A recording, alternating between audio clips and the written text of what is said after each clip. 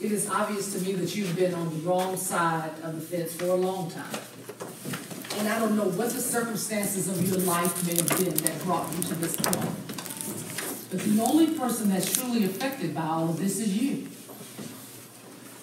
And so you have to make some decisions about your conduct that can put you in a space in life that you want to be. And the decisions that you've made thus far puts everyone who's standing here today looking at your case in a box.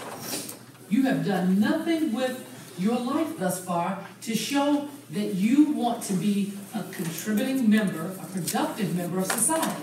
You continually get in trouble. Continually.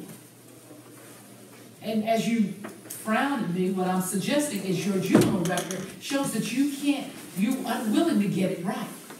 So when you're unwilling to get it right and you come before me now facing adult-like charges, I have to consider all of that.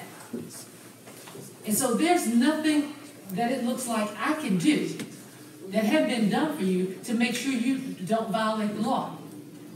And so at this time, I'm unfortunately in a box where I can't give you a bond. I can't set a bond on this. There is nothing that I can do to ensure that you won't violate the law and possibly harm someone else. He's having his finger up as if he wants to speak.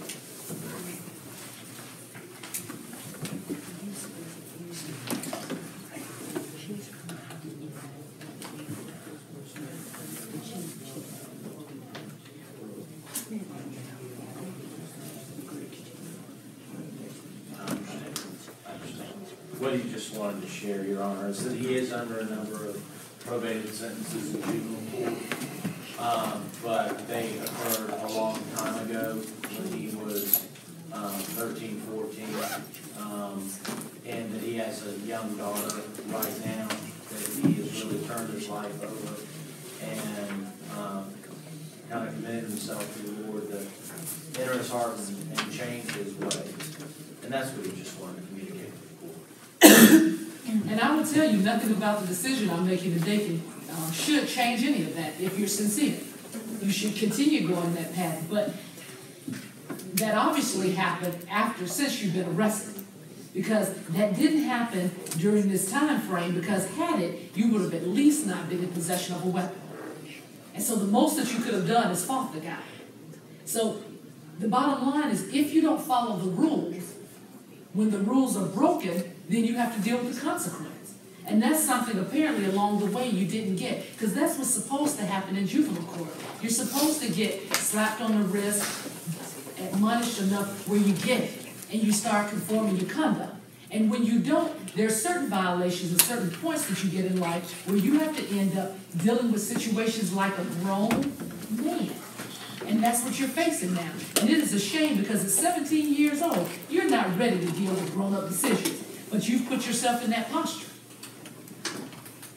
And so I've got to deal with that posture that you now find yourself in. So at this time, I'm denying the bond. Maybe some time will lapse and another judge will look at it and they will give you a bond. But right now, I'm not in a position to grant you a bond, because there's no way that I can see that I can set any conditions that will assure that you won't violate the terms of my bond.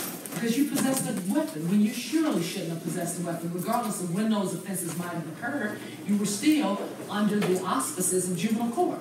So you should have been trying to do everything right. And you didn't by having that gun that day. And that led you to standing. So keep mending your heart and your way of looking at life. And eventually, you will have an opportunity to see if you can match your words with your deeds. Okay? Good luck to you, young man. Thank you. You're welcome. Thank you, Judge.